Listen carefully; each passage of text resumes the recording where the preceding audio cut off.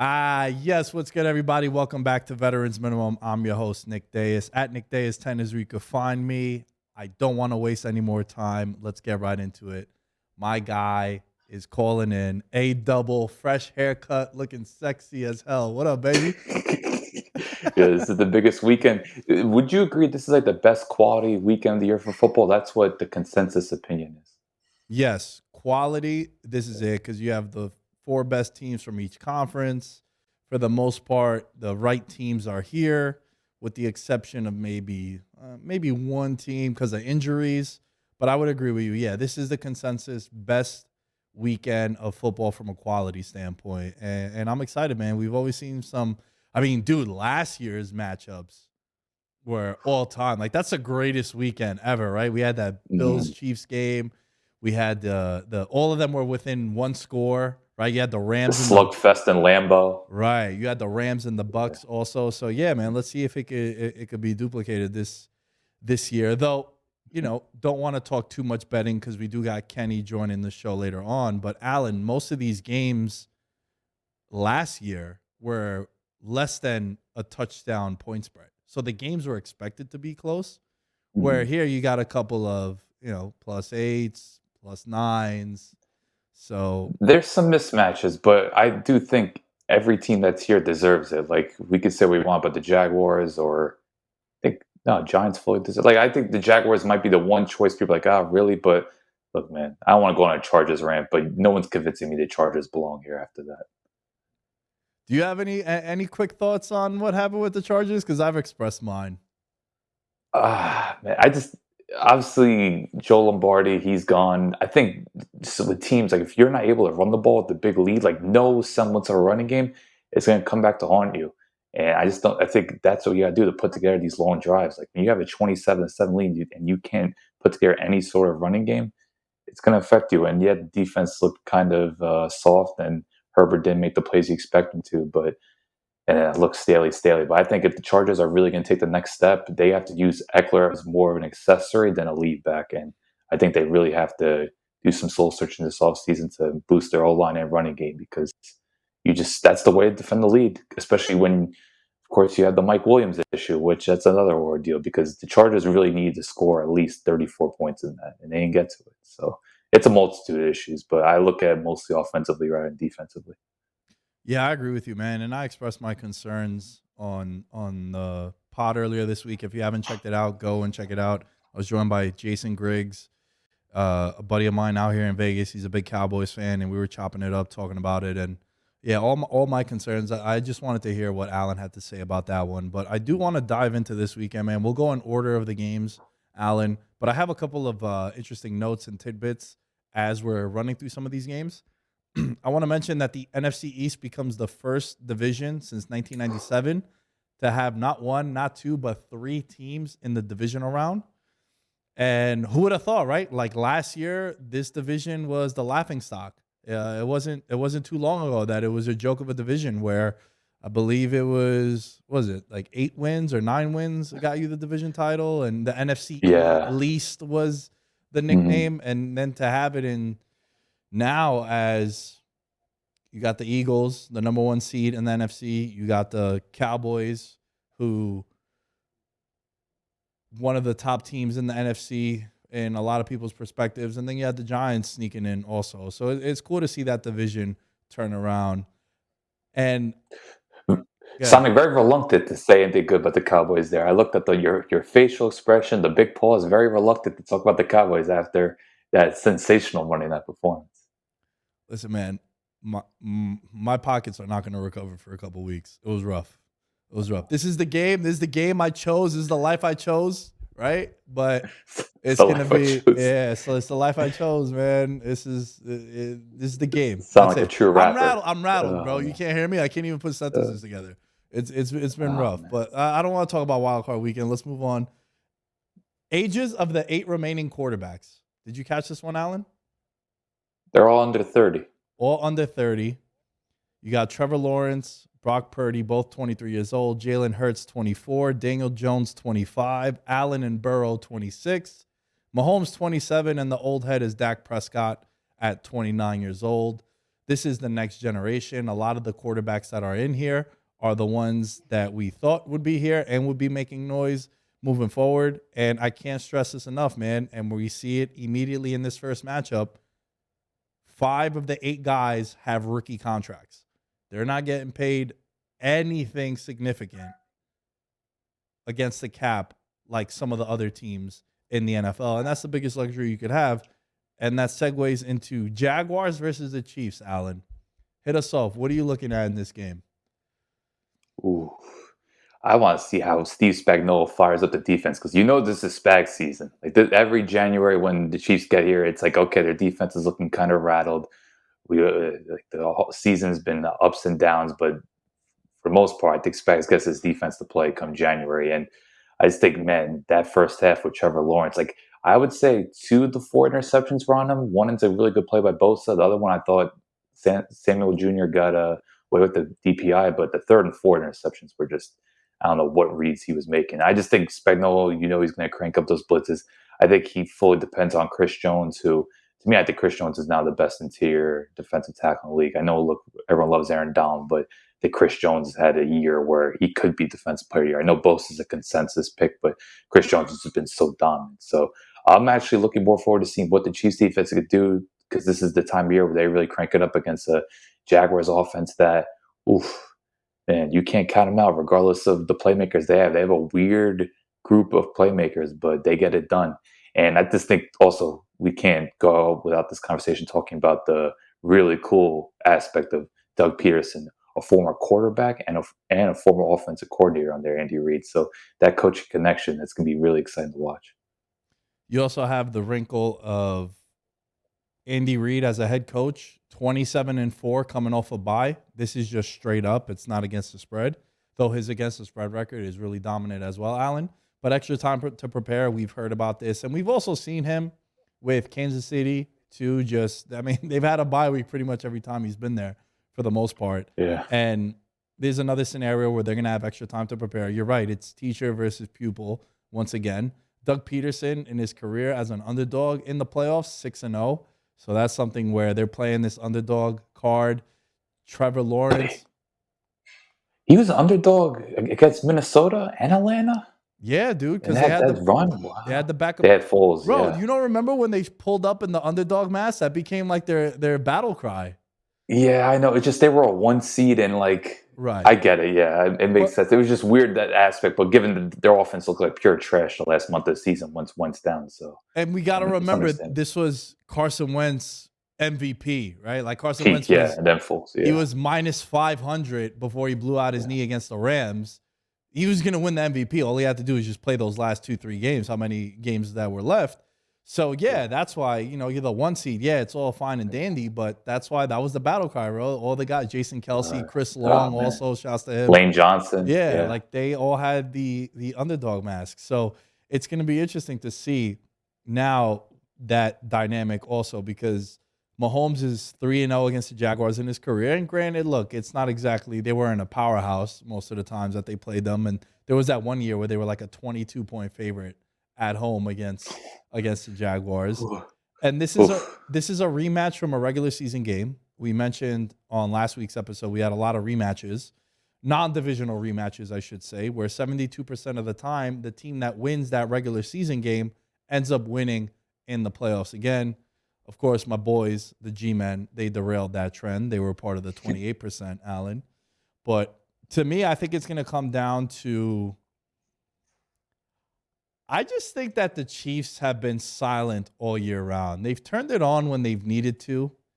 But I think this is what they play for now, man. They know that they're going to be in the playoffs. I think they're battle-tested. They've seen it all. The only thing they haven't seen, Allen, is a road playoff game in a hostile environment because everything has had to go through Kansas City as these playoffs are going to have to happen before we conclude with a winner in the AFC. To me, I think it's a great story what's happened with Jacksonville. I take pride in picking them, betting them to win the AFC South and that predicament that we had laid out, how the only way they could make the playoffs is to win the division. But I'll be shocked if this isn't a multiple score win for the Kansas City Chiefs. Agreed. I just think Jaguars make too many mistakes on both sides of the ball. Defensively, they're pretty undisciplined. they allow a lot of yardage to tight ends. I think they're up there as like the league leaders in that. And you give Travis Kelce any sort of free access, he's going to turn a 8-yard completion to 16, 20-yard completion. Those chunk plays will add up. They Juju's due for a big game because Jaguars don't really cover well in the slot either. So as long as the Chiefs don't pull what they did in the AFC Championship last year against the Bengals and beat themselves, this is their game. Like I just think there's too many advantages. But I just think it will be cool seeing what this Jacksonville offense can do because we want to see Trevor's progression. And look, I know we made fun of their offseason, but Christian Kirk, Evan Ingram, Zay Jones, they've delivered this year. It's weird, but they've shown out in spots. So you got to give kudos to the Jaguars front office. And I think that's ultimately what I want to see what the Jaguars offense do because I just think Chiefs offense versus Jaguars defense is a total mismatch, and I'll be shocked if Kansas City doesn't score minimum 30 points. Yeah, I think the 30 threshold is going to be passed by Kansas City. And also, if you're gonna have turnovers against Kansas City, this isn't the Chargers. Andy Reid is not going to be +5 on you in turnovers and lose this game. They're going to go out there. They're going to dominate. They're going to do their thing.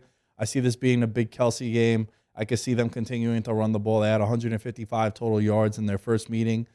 And it was, it was 27-10 up until like the last drive for the Jaguars. They were in cruise control throughout this whole game when they played them back in week 10. And yeah, a lot of things have changed for the Jaguars. They believe in themselves more and they're playing better football. But was it an epic comeback or epic collapse last week? Would we feel different about this if that game didn't transpire the way it did? I just think that Kansas City now, they've been on cruise control. They've been chilling. This is where they wake up and they turn it on. And I just trust them to have a rather convincing win on Saturday. I think that was Pacheco's breakout game. That's what I think kind of solidified his spot in the team. And we got to talk about Jarek McKinnon. It's like every week he's somehow in the end zone. Like the Chiefs are so dominant in the red zone, but like McKinnon, whether it's through a run, screen, just a little flat, like he just manages to get there. And he's just another guy who could create mismatches. And look, I think they're going to try to get Kadarius Toney more involved as well. He's another X factor. So it's just Kansas City. They have so many ways they can beat you. And I just don't think the Jacksonville defense could do much to stop them. I love when I don't even really research a stat, and I just think like my perception of it is that they would be that high up in the rankings, if that makes sense. And then when I do research it and it validates it, it's like, oh yeah, that's like the right thing, right? Like if I was to tell you, where do you think the Kansas City Chiefs rank in red zone offense, what would you say? I think third.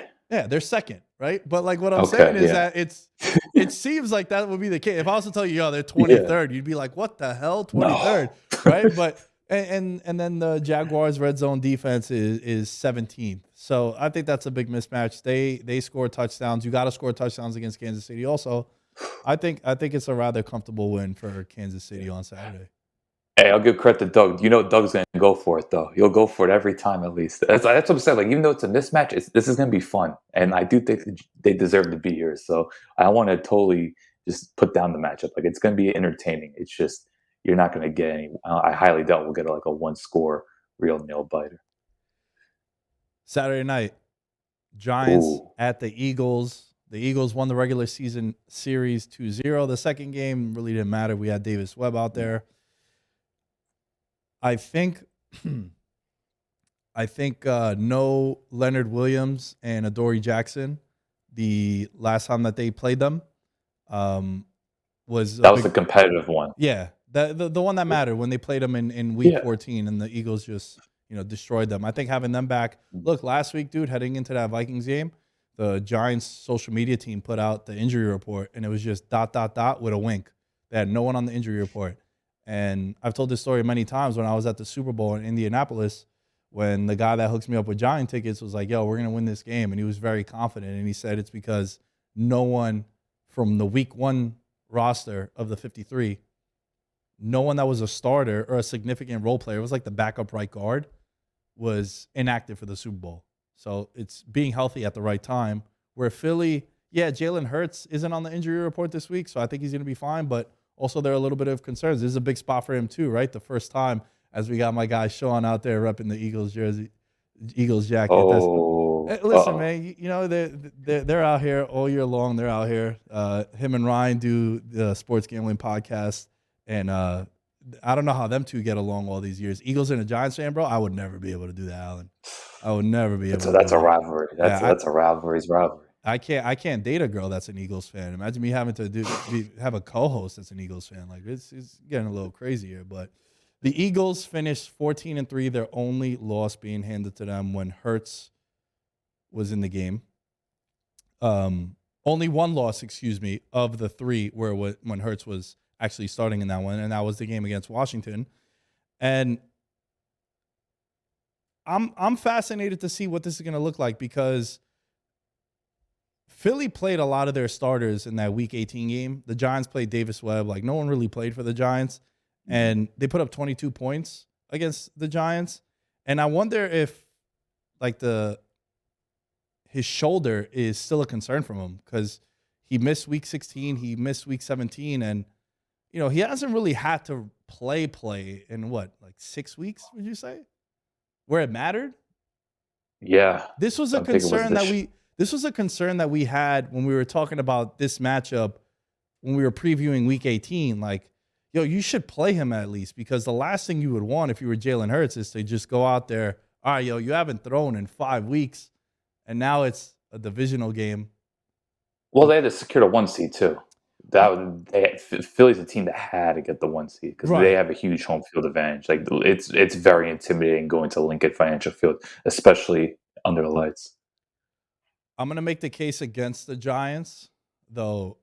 I do obviously want them to win. The one thing that is really concerning is how wide open the guys were, Hodges and Slayton, against the Vikings last week. But the defenses are nowhere near the same. Eagles, third ranked defense per PFF, and the Vikings last week, 29th. I don't think Daniel Jones is going to have, 4 Mississippi to get rid of the ball and have Slayton and have Hodgins, who I love Hodges now, man. Like the parallels between this Giants team, bro, and like the old Giant teams that have went on runs, Allen, are remarkable, dude. Are remarkable. Daniel Jones in his 4th year, like Eli was. Hodgins is like Steve Smith, Victor Cruz, right? You don't have the alpha wide receiver like you have Plaxico, but you have the alpha running back. So it's like the running back room and the wide receiver room kind of switched, where you have a lot of. You had Brandon Jacobs. Kenny Galladay had a pancake last week. He's coming back. As I'm doing the Nate Diaz salute right here. That's how Kenny Galladay should have stood over that corner. Like, what's up, baby? $72 million block right there. Yeah. We talk about the Jacobs. Well, Jacobs and Bradshaw are like how these receivers are now. And then Plaxico would kind of be Saquon Barkley, where it's like, all right, that's the guy that we really need to spotlight and take advantage of. And then you have the defensive lineman. I think that defensive line is playing really, really well. And that's what I feel most confident in because the Eagles' offensive line, we got to see what it's going to look like with Lane Johnson and his health. But I think the Giants are really good in the trenches, which is something I haven't said in a decade also. But I'm really concerned with how open those receivers were last week. Because, yeah, you could scheme them open, but the Vikings secondary is not anywhere near what Philly has. They have 2 Pro Bowlers, James Bradbury revenge. You got Slay also. That's the matchup that Gardner Johnson's back. Yeah. CJ Gardner Johnson, is going to talk that talk as well. So, Eagles got a bunch of tone setters. And I think they're the only team in the league that has like 4 players with, if not double-digit sacks, at least over 8 sacks. Because Hassan Reddick has been ridiculous here. I had no idea he had 16 sacks until a few weeks ago. I'm just like, wow, he is just dismantling these right tackles. And Josh Sweat has really come on. We know Hargrave is a beast, and Brandon Graham always reliable. So, and then the old veterans, you got a mixture. You got obviously Fletcher Cox, but then you have Linval Joseph. Sue wants to win another Super Bowl. So it's just their D line goes so deep. So this is going to really take Daboll and Kafka. Like they're really going to have to put together something where you got to get the ball out quick. You have to run a lot of option, a lot of play action. Like it wouldn't shock me if Daniel Jones got double-digit carries. Like I could see him getting 10 to 12 rushes just because they got to do something to slow down this Eagles pass rush because the Eagles get after teams. And, and like you said before, they're not going to get those easy chunk plays with the secondary. Like the Eagles lock in. So I think with Daboll and Kafka, they're really going to have to put together a game plan for the ages. And they've done a phenomenal job this year, but it's going to take a whole other level. Because look, you're playing the best of the best now. Philly is a 1 seed for a reason. So, and I just, it's whether it's a heavy dose of Jones and Barkley running or just a ton of play action. I think that's the best way to do it because I just don't see how they can have a drop back passing game against the Eagles defense. One thing to keep in mind, Jalen Hurts with a clean pocket and Jalen Hurts when pressured, he is, and this goes for a lot of quarterbacks too, but to get analytical here, completion percentage, 74%, second in the NFL. Pressured, 34.5%, 26th in the NFL. And then his accuracy, it's even wider of a margin. Third in the NFL when he has a clean pocket. When he's pressured, 31st. So it's going to be important for Thibodeau and Ojulari to continue to cause mayhem. Leonard Williams and, you mentioned before someone in that other game, Chris Jones. I think Dexter Lawrence, man, is Don't forget the big dog. that big dog, man. And it was cool to see Thibodeau. There was a soundbite. He goes up to him. He's like, "Yo, you're the best dude I've ever played with." And then they were like, "Yo," Wow. he's like, "Yo, I love you, bro." He's like, "Yo, I love you too." And then I was just like, "Oh, I love them all, man. I love them all, baby. Let's go." I think he had like 8 hurries and 5 hits Yeah, against Minnesota. And look, you look at that 4th and 8. He's the one who generated the pressure. To me, he forced Cousins to throw that ridiculous ball into the flat, yeah, man. And look, that they're able to get pressure with four. which is Linebackers, huge. Yeah. linebackers are still an issue as they have been my whole life for the New York Giants. And the secondary, look at Dory Jackson, man. We got to show him some love too because Absolutely. Justin Jefferson last week, when Adoree Jackson was on him, 3 for 34 yards. And that's the best wide receiver in the league, offensive player of the year in many, many sports books and in many people's opinions. So if he could have a stellar performance like that to shut down a guy like A.J. Brown or even Devontae Smith and Dallas Goedert are the two guys that I think scare me the most this week. This isn't TJ Hawkinson. Like Dallas Goddard, someone who could break tackles. He could go vertical.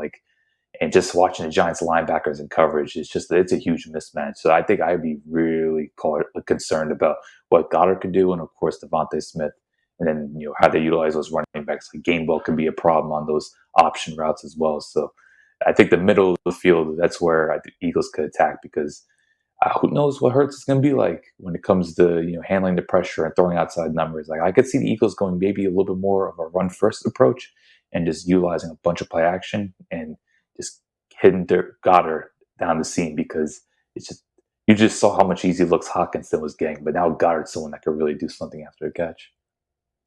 I mean, that was the last thing I was going to end on is Dallas Goedert versus the Giants. Last week, Hawkinson had 10 for 129. And I mean, they can't cover a tight end for shit. So Dallas Goedert, bet his props over, bet him to have a monster game as long as he's healthy. Jalen Hurts, he's one of his main reads also. And that's him. Because I think, like you said, dude, I think they're going to scheme up something to take away A.J. Brown or at least to contain him, not have him have a big game. Mm-hmm. But again, he's so important. And the reason why I still feel as if he is the best offseason acquisition any team made this offseason is what he did to open up the rest of this offense. And Dallas Goedert's going to have a big game. Devontae Smith, I think, is going to have a monster game also. And we're going to have to hope that A.J. Brown also doesn't have a monster game. Because if all three of them are going, dude, it's going to be a long night for the New York Giants defense. So my heart wants the Giants to win. I don't feel as confident as I did last week. And the closer we get to the game, I'll probably be more confident because then the fandom kicks in and I'm like, yo, third time playing the same team. You know what I'm saying? Again, drawing the parallels to 2007 and 2011, man, you run into the divisional round, you're playing the 1 seed who was in your conference. The Giants played the Cowboys way back when, and the Cowboys had swept them twice in the regular season. So I hope the parallels continue, but from a betting standpoint, I could see the Eagles winning this game rather comfortably. I hope I'm wrong, but I do think Philly wins this game. Yeah, this is just I think a step too far for the Giants for as remarkable a season as maybe. Just the talent is just there's too many mismatches when you look at the rosters. I just think the firepower Philly has at the receiver position or skill position player and skills position, excuse me, and just that front four. Like if Daniel Jones has to stay in the pocket, it's going to be a long night. Like I just hope Daboll and Kafka just run bootlegs, run play action, just get him moving because you got to do something against this Eagles pass rush because they will eat teams alive. So, and I do think they will end up at least making a mark there. So, yeah, I definitely have the Eagles winning. I do think it'll be a little bit more competitive than some may expect, but I just think, look, man, Philly, it's just a step too far for the Giants. Let's give them another offseason and see what they could really build towards in 2023. Am I a bad fan for not picking my team to win? No, man. Like at this point, you're on cloud nine right now. Yeah. This has been a magical season. Like, be proud of what they've done. But like right now, it's just we've seen the Eagles, man. We know the 49ers. Like if they were playing San Fran, you would feel the exact same way. Like it's just there's levels to this. And look, they were expected to win 5 games this year, and look at them now. They're one of the top 4 teams in NFC. You have so much to be proud of. And damn it, Brian Dable, coach of the year. Just give it to him right now. Like I love Mike Tomlin, but no, Dable is absolutely the coach of the year. Dude, VM started in 2015. This is the first time that I could record a Giants playoff win ever. So I feel good, man. Listen, we're turning this shit around. I wavered a little bit. I was Yeah. like, yo, I can't fuck with them no more, man. I can't do it. It hurts too much. But And never it was switch like a sides. flawless offensive performance too, Yeah. man. Like that offense, they were firing on cylinders. And look, I want to hear about like, okay, Minnesota's defense. But still, you're on the road in a somewhat hostile environment, and it's just what they've done, man. You just got to be proud. And you look at the roster, it's just like they're just going to continue to build because they have such a strong young nucleus. And I think also for just nostalgia purposes, the fact that you like you mentioned before, they're really building in the trenches, and they got some real difference makers. Like to me, Andrew Thomas, if he's not the best left tackle in the league, he's right up there. So you just have some guys, and we talk about Thibodeau and Dexter Lawrence, and I do think Evan Neal will come out eventually. I know he's had some issues in pass protection, but I think he's too good not to become a star at some point. So, man, just be proud and enjoy Saturday night. If it's competitive, even better. If it's dismantled, then hey, get excited for the offseason because I think you got absolutely trust this front office and coaching staff. I just realized we didn't talk about Saquon Barkley one bit. I know that's actually really bad. That's terrible, right? God, Well, it here's the thing. really is. Here's the thing. Last week he had 14 touches. Well, no. For as good as that offensive performance is, dude, there were a couple of plays where they had linebackers on them, and I was just at the bar, just like, oh, fantasizing about like nasty things, bro. I could not. I was so happy when I saw those matchups. And if there's one huge weakness the Eagles have, and they're kind of like the Giants, the Eagles invest nothing in their linebackers. Like this is a game where if you want to see bad linebacker play, this is the game. Like neither of these teams invest in that position whatsoever. So if they could get Barkley isolated against those linebackers, that's where the big plays can be produced. He scored 2 touchdowns last week, Allen, and it felt like the whole team was getting so fired up on each one. Obviously, when you score a touchdown, but like for him to do it, and you saw some of the And behind the scenes on the sideline when he was talking to all his guys, like, man, if he gets hot, and I need more than 14 touches for Saquon Barkley, like run him into the ground. This is why you have him. And in this matchup too, I think to neutralize that pass rush too, it got to be Saquon getting the ball more than 14 times. So screens, yeah, we just had to get mention him 6 to 8 yeah, targets. we had to mention Absolutely. Saquon. I was bugging out. I was like, yo, there's someone we're missing, bro. And it was number 26. Let's move on to the Sunday slate. We got Buffalo versus the Cincinnati Bengals. Don't you feel, Alan, like this should have been the game that should have been played on a neutral field? Wouldn't this one, if they matched up, would have made more sense than the AFC Yeah, title game? absolutely. Because it's the two You have to bet. teams. It's the two teams that featured the what happened on Monday Night Football. Like this is definitely the one that should have been the neutral, not the AFC title game. But it's the first time. Also, I found this little wrinkle interesting. It's the first time Allen and Burrow are. This is going to be the first official matchup if this game, Mhm. goes. Yeah. So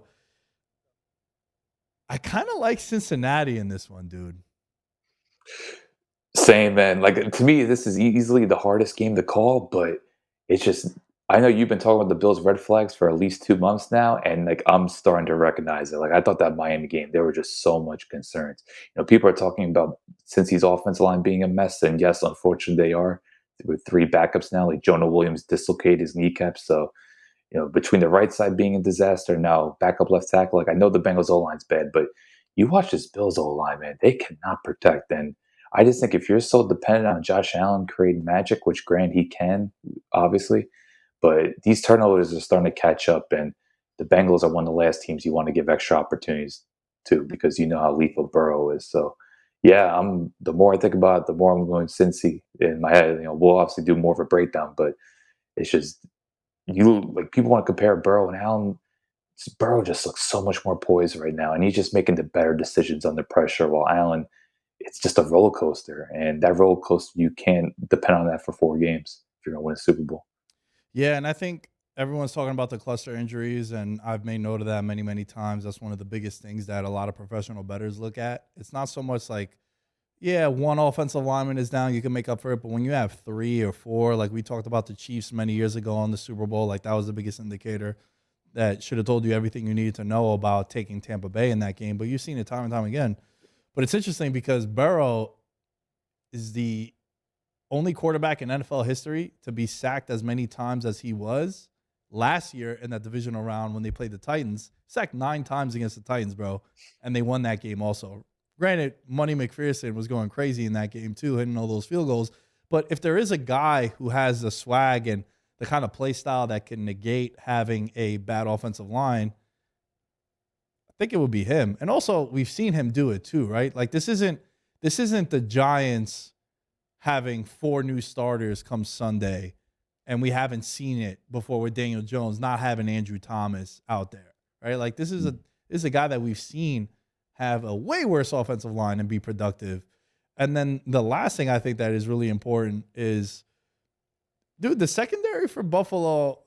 I've been talking about them. I mean, I've been talking about Buffalo being suspect for months, like you mentioned, Yeah, but some guys were getting wide open on Miami, dude.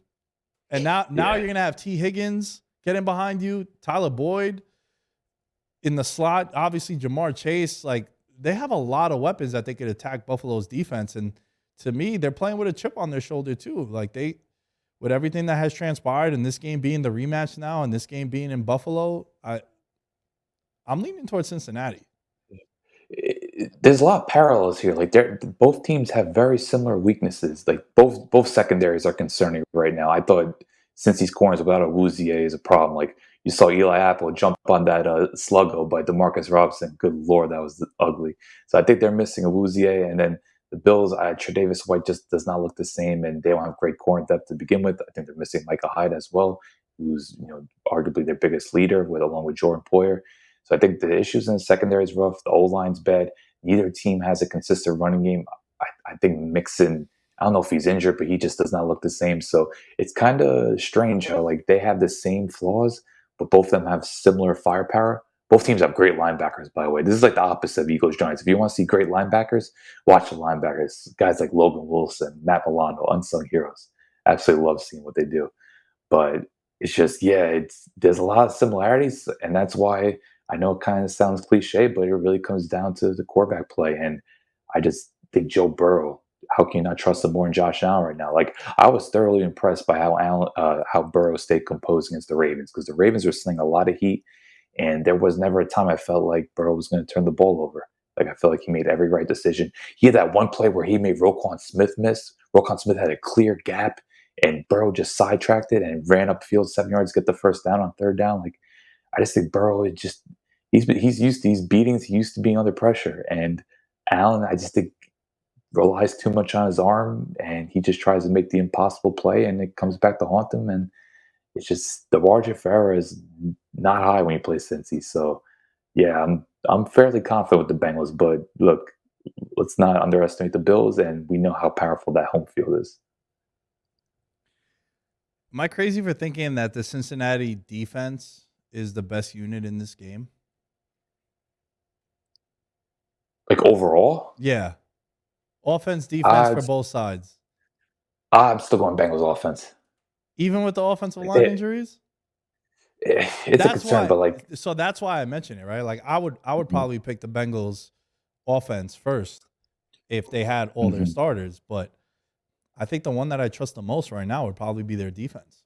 Your boy, bro. Their It's your corner. boy. Staten Island's I finest. know. Look, man, Sweet Lou, man, the second grace in the Command style. That I'm not trying to get kicked off the show right now, but You aren't concerned about the cores though, man. Like it's crazy how Eli Apple's still starting. Like, and we know. And by the way, we have to point this out. I know we used to always talk about playoff Lenny. Forget playoff Lenny now. It's big game Gabe. He's the new playoff god. To be Gabe Davis is someone you have to watch out for. I know he's had kind of a off and on, inconsistent second year, or I don't know how many years it's been, like at least second or third year. But for whatever reason, Gabe Davis goes off in the playoffs, and he's just another one who could exploit those corners. So that's why I'm a little concerned about this. He just like the fact that the Ravens were getting some big plays off on them. It's just like, ugh.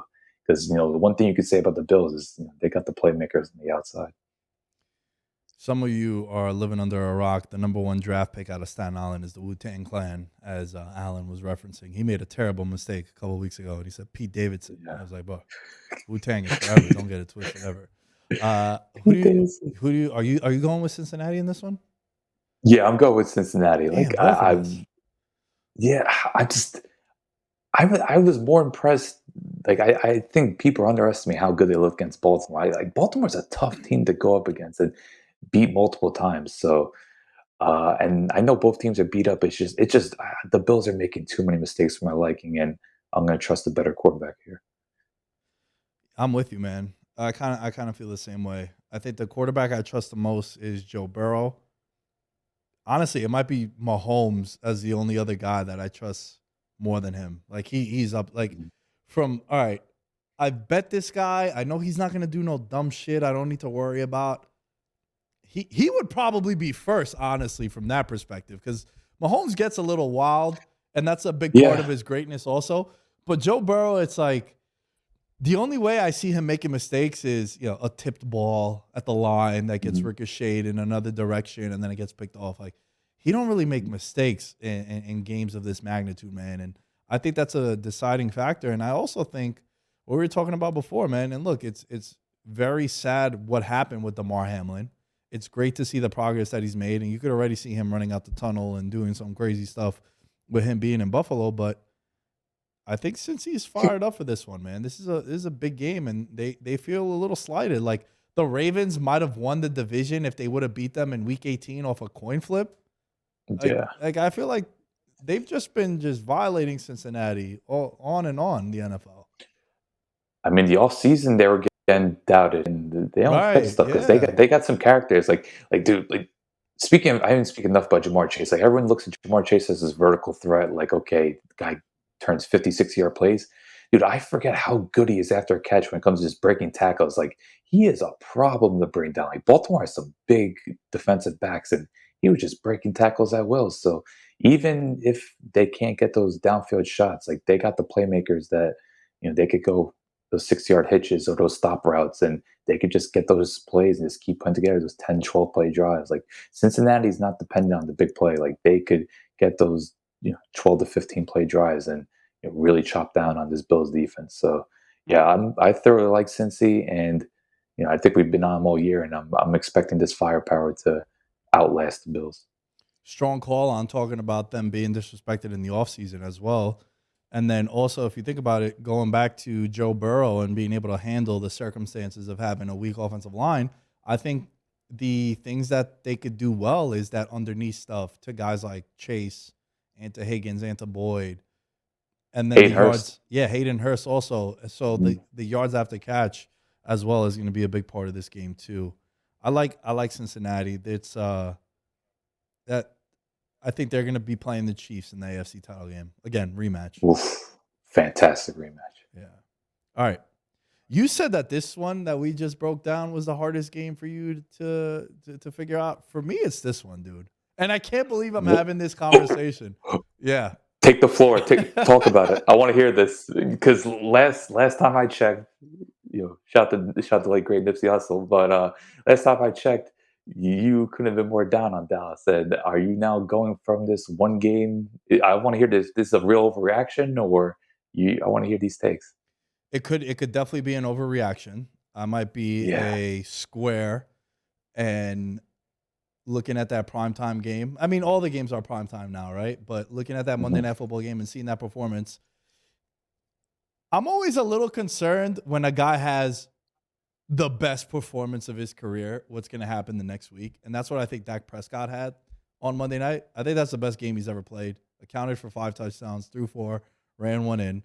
And just also like his poise in the pocket, bro, looking right, looking left, then going back right. Even Troy Aikman mentioned how he was going through 4 or 5 different reads. And it was just his composure in the pocket too. Like everything across the board, that was the best game that he's played. If I knew for certain, and this is what makes all these conversations so interesting and fun to have, if I knew that Dak is showing up, it wouldn't surprise me if they go to the Super Bowl. Like I think his performance was so unbelievable.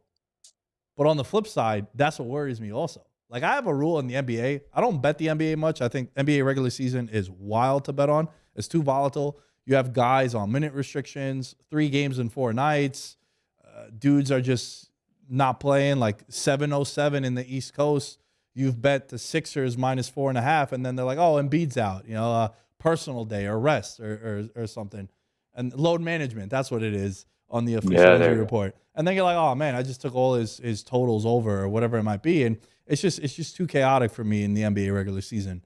But when it comes to like the NBA playoffs, that's completely different, right? Like that's a whole different animal. But when it comes to this situation with Dak, like in the regular season, if I see a guy in the NBA have a monster game, right? Like I've made one NBA bet this year, Alan. It was the game after Donovan Mitchell scored 71 points, I think it was. His point total the next game was like 32.5. I was like, yo, I'm automatic system play, as like the betting nerds say, like, oh, there's a system play. I took the under, and he ended with 20 points. It's like, yo, I always like fading guys off a monster career game. And that's the biggest thing that I'm worried about. What Cowboys team am I getting? What Dak Prescott am I getting?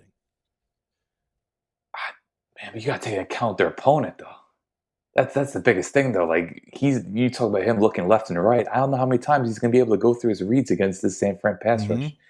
And a defensive coordinator, D'Amico Ryans, who loves bringing the heat, whether it's with Greenlaw, or obviously Fred Warner, Hufanga off of the safety. Like D'Amico Ryans, like we saw in last year's playoffs, going against the likes of Rodgers and obviously Dak as well, and Stafford. Like he will bring those 6-7 pressures, and he will challenge Dallas to get for Dak to get the ball quick.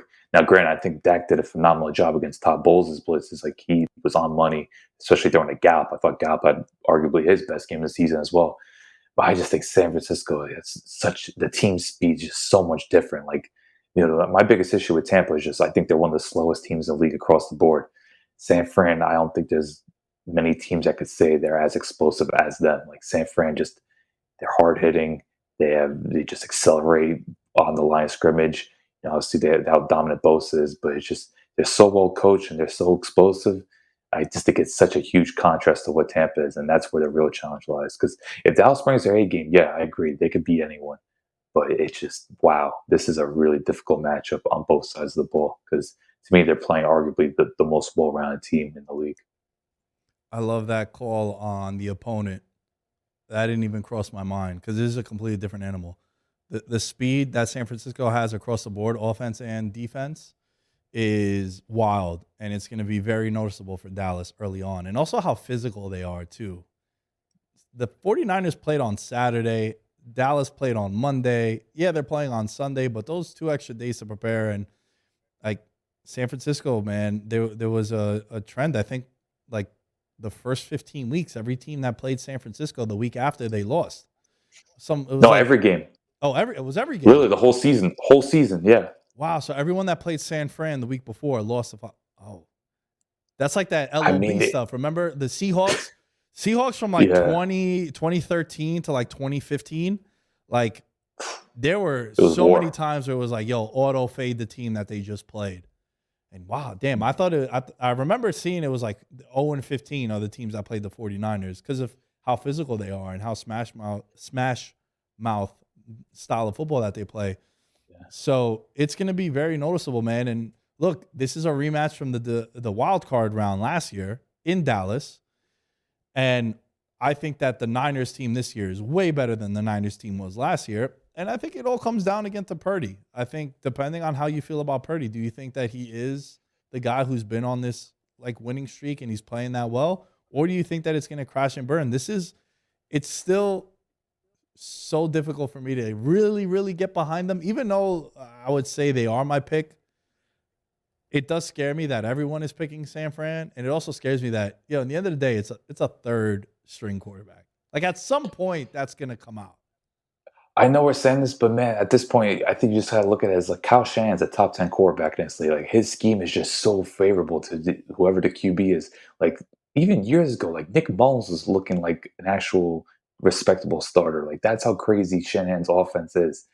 And just look at the playmakers. And then if things couldn't get any worse for opponents, Debo Samuel looks like he's back to 100%. Good Lord, what a performance he had against Seattle. And Kittle, obviously, he had a quiet game. Him and Purdy seem to have a great rapport. Ayuk's going to bring it every game. Like he's going to have his 5 to 7 catches. And look, McCaffrey's a cheat code. And I do think Dallas, they're not a great tackling team on the back end, and their linebackers could be slow. Like Anthony Barr, not the same player. Lane Vander Esch, very sluggish. So I could see McCaffrey on those choice routes, or even Debo coming out the backfield. Like there's so many mismatches they could create, and as well as Dallas's defense played on Monday night. Like if they don't get pressure, I think it's gonna be a long game for them because that secondary cannot hold up. They don't have a real reliable number two, and even Trayvon Diggs, like to me, he's one of the worst tackling corners in the league, and like that's the last thing you need against the San Fran defense. Like excuse me, the San Fran offense, because we know how good they are after the catch.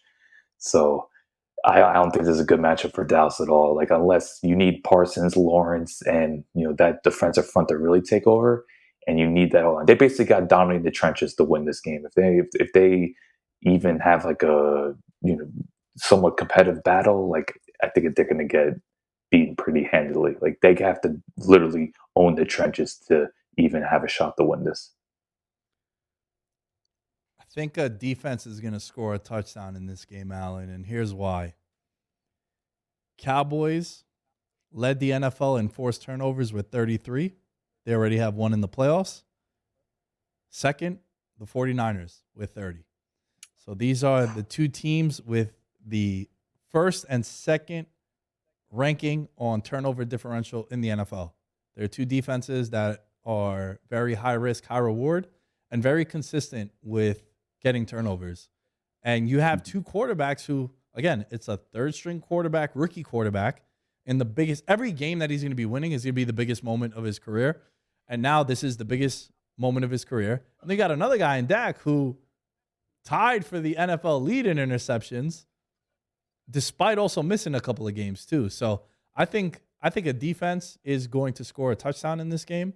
And I think whoever that defense is going to be the side that comes out and wins this game. We also have to talk about one of the best, funnest coaching battles going on. It's happening again. Long live the 2016 Falcons, Dan Quinn, Kyle Shanahan. Oh man, it's like they know each other so well. So like I'm really curious because I think all the praise and well deserved. He's done a phenomenal job. I hope he gets a head coach job. But like Dan Quinn, like his defense, he's not the same simplistic defensive coordinator anymore. He's not just relying on cover three. He's doing a lot more disguises. They're playing a lot more cover two.